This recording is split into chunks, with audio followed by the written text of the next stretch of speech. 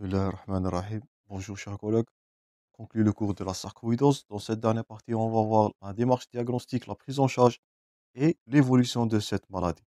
Toujours, vous allez trouver tous les supports utilisés dans les vidéos dans la description à télécharger. Toujours, je vous invite, chers amis, à abonner pour recevoir ces vidéos durant toute l'année.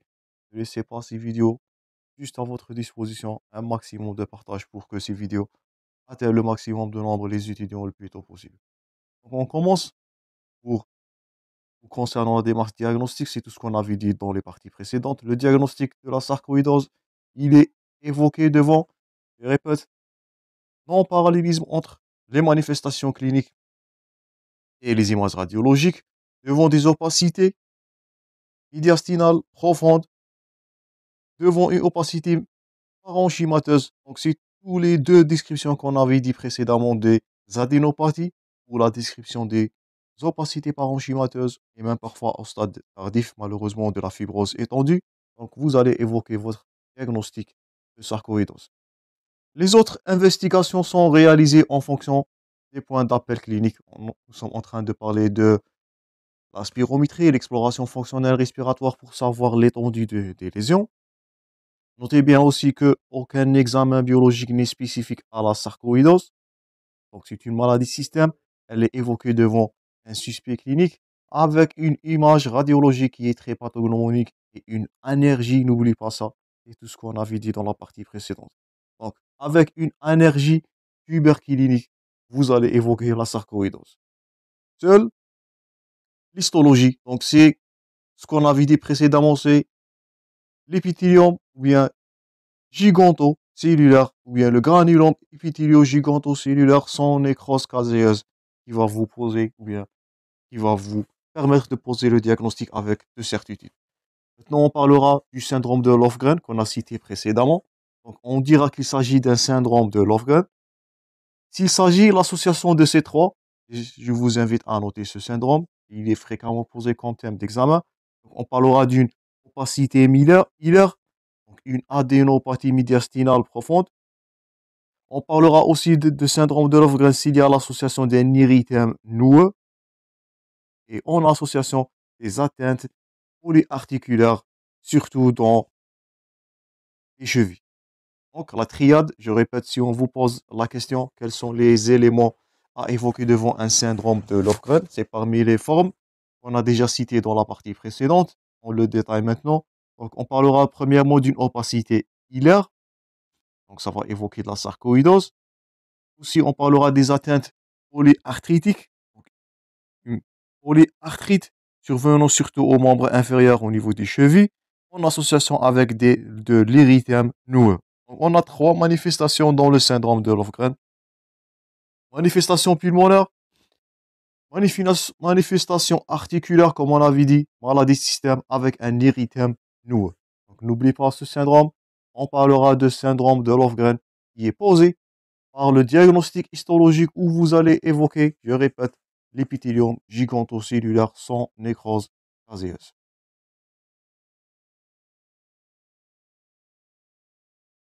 Donc, si on résume pour poser le diagnostic, dernièrement, donc c'est la présentation clinique radiographique qu'on avait dit. La clinique atteinte du système, maladie système, faites attention, les atteintes pulmonaires et extrapulmonaires.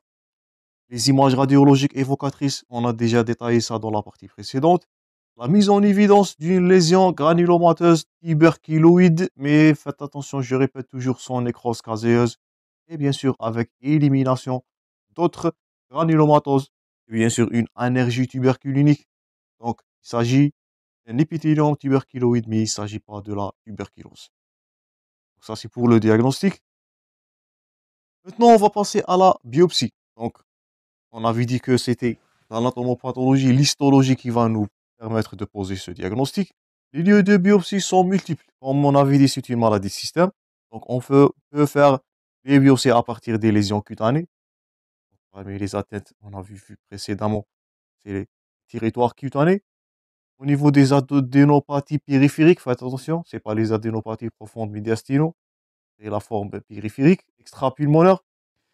Aussi, la biopsie des glandes salivaires accessoires, donc ça est à retenir, donc avec une rentabilité de 40%. Aussi une biopsie bronchique étagée, proximale à l'endoscopie. Et si ces derniers lieux de biopsie sont négatifs, on passera à la biopsie hépatique en cas d'anomalie biologique hépatique. On parlera de biopsie transbronchique en cas d'atteinte parenchymateuse et une ponction à l'aiguille des ganglions médiastinaux guidée par l'écho-endoscopie en cas d'atteinte ganglionnaire médiastinale. Donc les lieux de ponction, de biopsie, si on vous pose la question, c'est au niveau des lésions cutanées, au niveau des adénopathies périphériques, glandes salivaires, biopsie bronchique étagée et si ça marche pas, on passera aux examens plus invasifs, fonction hépatique, fonction transbronchique ou bien biopsie transbronchique et association à la ponction à l'aiguille des ganglions médiastinaux profonds devant les stades 1 et 2 selon la classification radiologique de la sarcoïdose. J'espère que vous avez bien noté dans les parties précédentes. Passons au diagnostic différentiel. Donc, comme infection, le premier diagnostic à éliminer, je répète, c'est la tuberculose. On avait dit que parmi les conséquences ou bien parmi les conditions, on pourra dire qu'il s'agit d'une sarcoïdose, c'est l'anergie tuberculinique, donc l'absence d'une réaction positive à la tuberculine. Ou bien d'autres germes, mycobactéries non tuberculiniques. Aussi, donc là, c'est la lésion tuberculose. Ces images-là sont très évocatrices de la tuberculose. Gardez-les en tête. On va les aborder dans le cours de TP. Notre pathologie, c'est la brucellose. Aussi, la fièvre Q, causée par Coxiella bovine. Les mycoses, on parlera d'histoplasmose, cryptococcose, coccidiomycose. Les granulomatoses sarcoïdoses-like, induites par certains médicaments. Nous sommes en train de parler d'interférents, l'anti-TNF, le vaccin BCG. Donc tout ça sont des diagnostics différentiels avec des lésions cutanées au niveau de la sarcoïdose. Ou aussi lors de la reconstitution immunitaire chez un patient infecté par le VIH, les maladies inflammatoires auto-immunes, donc ça c'est la coccidiomycose, lésion dermatologique. Ça, c'est les maladies auto-immunes. L'exemple là, c'est la maladie de Crohn et la RCH. Voilà aussi les colites inflammatoires, surtout la maladie de Crohn, la maladie de Wegener. Tout ça, c'est des maladies de système, maladies auto-immunes. La cirrhose biliaire primitive, la sclérose en plaques, les réactions granulomateuses péritumorales, comme le cas des lymphomes. Les maladies aussi par exposition aux particules, c'est la viruliose, la talcose, les silicoses. On parlera de la silicose. On va voir la silicose dans le cours précédent. Le cours suivant, qui sera intitulé sur les pneumoconioses, les maladies professionnelles. Donc, maladie de Wegener ou la granulomatose de Wegener, multiples atteintes, atteinte pulmonaire, cutanée, atteinte rénale, cardiaque, ORL. Donc, toujours ces maladies du système, je répète, sarcoïdose ne veut pas dire simplement des lésions pulmonaires, donc lésions pulmonaires et lésions extra-pulmonaires. Aussi, d'autres diagnostics différentiels, c'est le déficit immunitaire commun, l'hypogammaglobulinémie et la pneumopathie d'hypersensibilité. On va voir ça dans les pneumopathies interstitielles ou les pneumonies interstitielles diffuses, les PID. Donc, à gauche dans l'illustration, c'est la granulomatose de Wegener, les cirrhoses primitives, la sclérose en plaques, vous pouvez la consulter toujours dans la playlist de neurologie. Les lymphomes, vous pouvez aussi les consulter toujours dans la playlist d'oncologie. Là aussi, les lymphomes.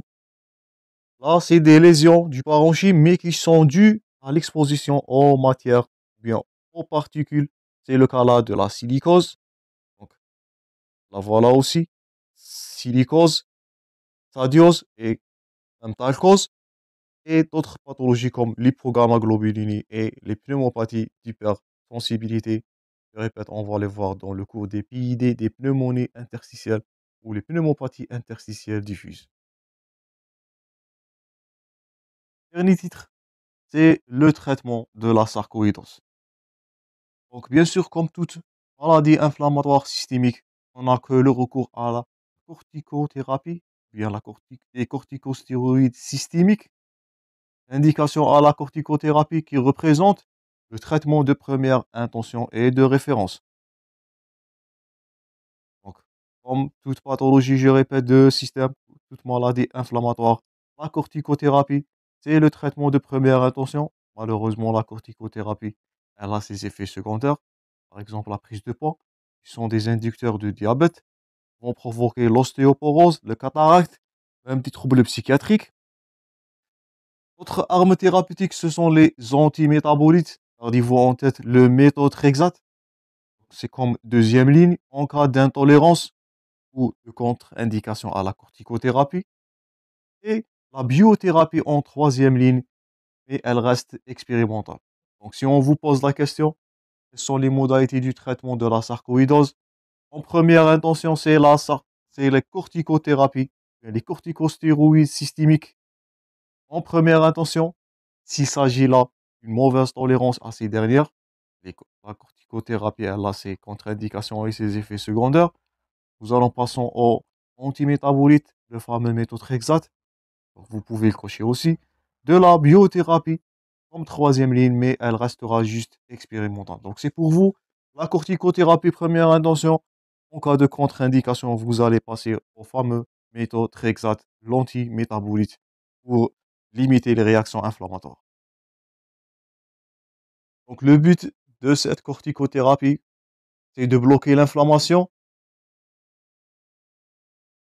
aussi même dans les articulations, les atteintes cutanées, les atteintes systémiques. Les indications de cette dernière, ont ces trois modalités. Premièrement, devant une atteinte pulmonaire, si la maladie va devenir symptomatique, c'est une indication à la corticothérapie. La diminution progressive de la fonction pulmonaire, en cas de fibrose, en cas évolution vers la fibrose, avec un syndrome restrictif, déficit respiratoire restrictif, un infiltrat pulmonaire qui est en train d'aggraver ou de persistance, donc indication controversée, devant des indications systémiques, donc devant une atteinte cardiaque, atteinte neurologique, atteinte ophtalmique, donc le pronostic fonctionnel là, il est mis au jeu, c'est une indication systémique.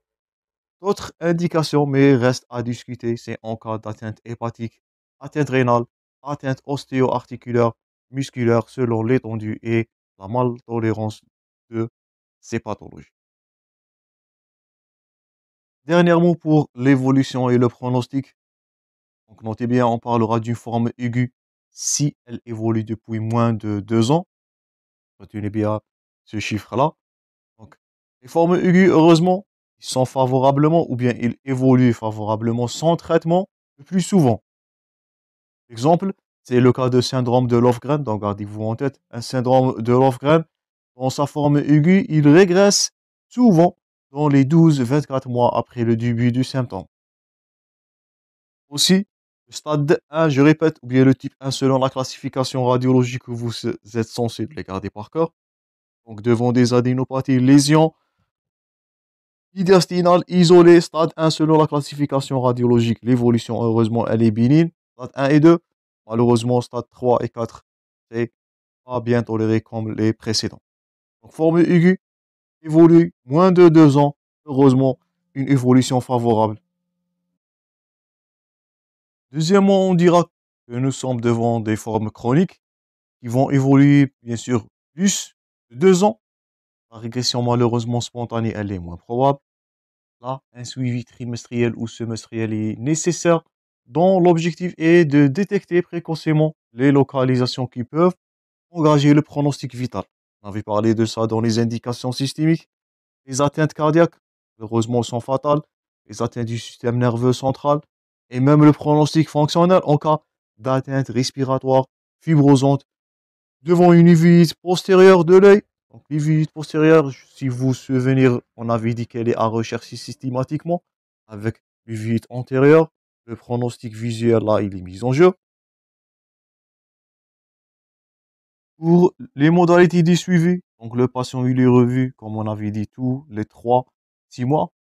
Donc, contrôle trimestriel, semestriel jusqu'aux guérisons. Les rechutes cliniques, des signes ou bien la recherche des signes cliniques respiratoires et extra-respiratoires sont systémiques, on prescrira donc la radiographie ou bien standard ou bien un téléthorax. Je répète, on avait dit que la radiographie standard, c'était l'examen de choix, du diagnostic de suivi et même du pronostic. Je répète, stade 1 et stade 2, bon pronostic, 3 et 4, malheureusement, c'est pas le cas. Il est à retenir par cœur la classification radiologique selon les lésions médiastinales soit parenchymateuses. Donc, l'exploration fonctionnelle respiratoire pour rechercher un syndrome restrictif, on va aborder ça dans l'insuffisance respiratoire chronique. Suivi aussi par la biologie sanguine, un hémogramme, la fonction rénale, la calcémie, les enzymes hépatiques, atteinte systémique, donc tous les organes sont touchés par cette pathologie. Le CG, rechercher des atteintes cardiaques, malheureusement, donc, qui sont parmi les signes de gravité et qui nécessitent une corticothérapie systémique. Donc, c'est parmi les indications, les atteintes cardiaques. Aussi, les rechutes vont survenir le plus souvent dans les 2 6 mois qui suivent l'interruption du traitement. Donc, une bonne observance de traitement, elle est nécessaire pour garantir la rémission, comme toute pathologie chronique, comme toute maladie système. Les rechutes sont exceptionnelles après 3 ans sans traitement. Il existe souvent une concordance entre les manifestations initiales de la sarcoïdose et les sites concernés par la rechute. Et dernièrement, on parlera de guérison de la maladie. Elle est définie s'il s'agit d'une rémission stable en dehors de tout traitement pendant les 3 ans. Donc, suivi trimestriel, semestriel, suivi radiologique en première intention, par spirométrie et exploration fonctionnelle respiratoire rechercher un syndrome restrictif. La biologie, donc l'hémogramme, la fonction rénale, rechercher les atteintes rénales ou bien suivre l'évolution des atteintes rénales, la calcémie et les enzymes hépatiques, les atteintes en cas d'atteinte hépatique, un ECG, un électrocardiogramme pour suivre l'évolution des lésions cardiaques. Je répète, ce sont des indications à la corticothérapie systémique. Et dernièrement, on parlera de guérison s'il s'agit d'une rémission. En dehors de tout traitement pendant 3 ans, le patient il est considéré comme guéri dans 3 ans sans traitement avec une rémission prolongée. Donc, dernièrement pour le pronostic, on récapitule, c'est favorable dans 80% des cas, ou avec ou sans traitement. Donc, généralement, les lésions aiguës, je répète, vont guérir, surtout le syndrome de Lofgren. Donc, si on vous pose la question, le syndrome de Lofgren, il est généralement bénin. Il guérit pour les 12-24 mois qui suivent les lésions. Mais malheureusement, 10 à 20% des cas gardent des séquelles. Sont en train de parler de fibrose étendue. Ça va mettre en jeu le pronostic ou bien la capacité ventilatoire totale.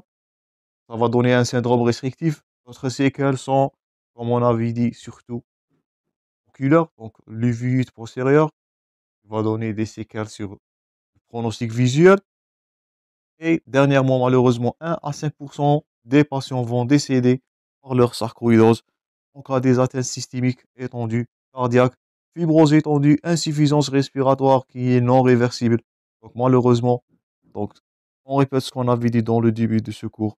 La sarcoïdose, généralement, c'est une affection bénigne. Il ne s'agit pas de nécrose, ce n'est pas une néoplasie. C'est une atteinte systémique qui guérit favorablement dans les 80% des cas. 20% des cas gardent des séquelles, mais malheureusement, 1 à 5% de ces patients vont mourir de cette pathologie en cas de mal suivi ou bien maltraitance. Donc ça, c'est tout pour la sarcoïdose. On abordera prochainement notre prochain intitulé les pneumoconioses, aussi d'autres causes de syndrome restrictif ou bien des lésions parenchymateuses. Donc c'est du diagnostic différentiel ou bien ils sont à rechercher aussi devant un syndrome restrictif, une insuffisance respiratoire restrictive. Donc toujours bon courage dans vos préparations, chers amis. On continuera toujours notre enchaînement de cours très prochainement. Merci pour votre attention et à la prochaine.